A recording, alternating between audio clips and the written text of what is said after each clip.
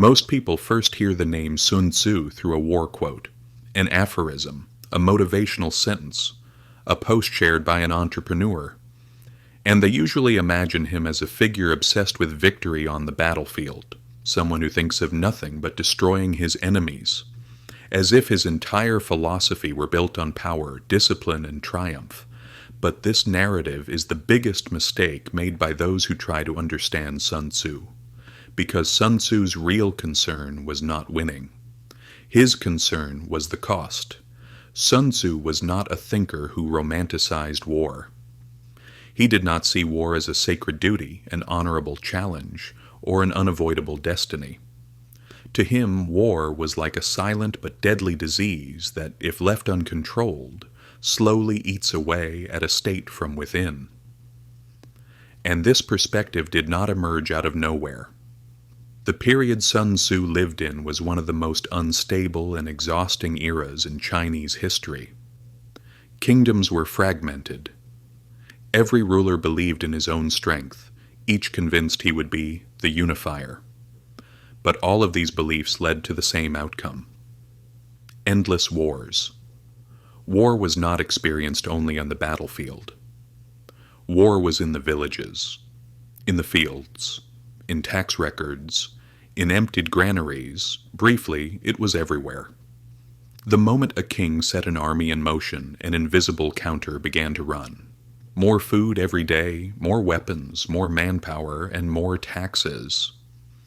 This was a painful truth most rulers did not want to see, because from the outside, war looked like a display of power. But on the inside, it was different. It quietly and slowly consumed the state's resources. This is where Sun Tzu diverged from everyone else.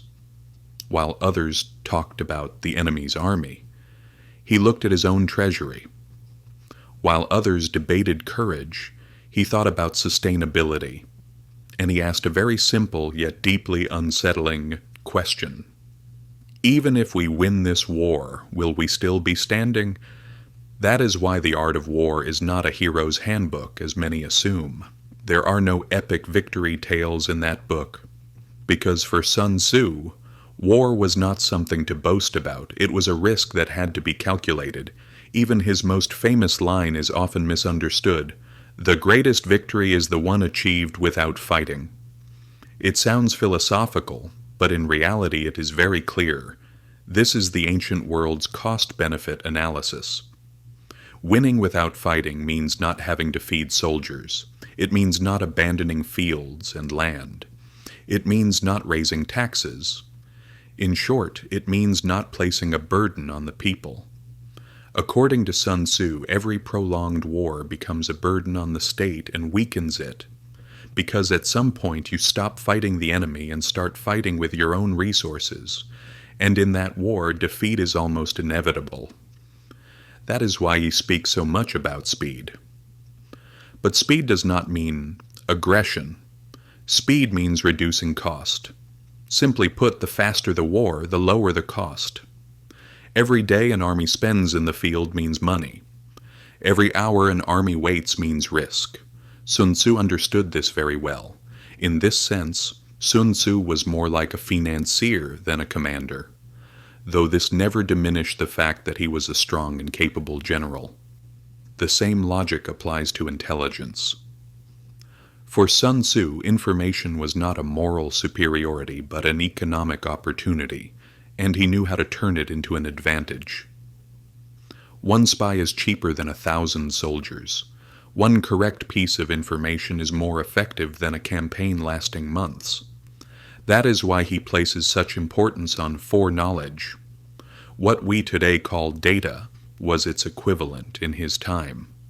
Sun Tzu was one of the first thinkers to realize that incorrect information is not only a strategic mistake, but also a financial one.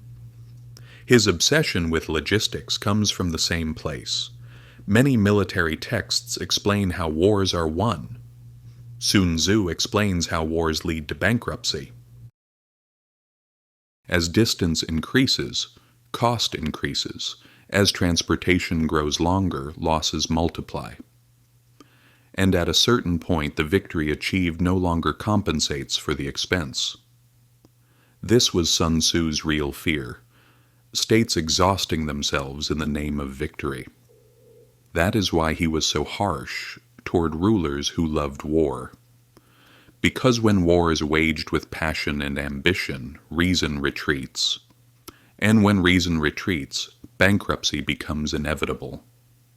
Sun Tzu was interested not in victories won on the battlefield, but in victories recorded in the ledger. That is why, in today's language, he resembles a risk manager more than a general. And this is what places him far ahead of his time. Even today, we repeat the same mistakes. Technology has changed, weapons have changed. But the equation has not.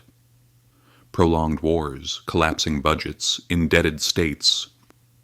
Sun Tzu would not be surprised by any of this, because he knew that the outcome of war is decided not on the battlefield but on the balance sheet. The true lesson he left us is this: power is not about how hard you can strike, but about how long you can endure. Victory is not destroying the enemy. It is protecting yourself and your state. And history has proven this again and again. Wars are not lost. States collapse because of miscalculation. Sun Tzu saw this 2,000 years ago. We are still trying to learn it,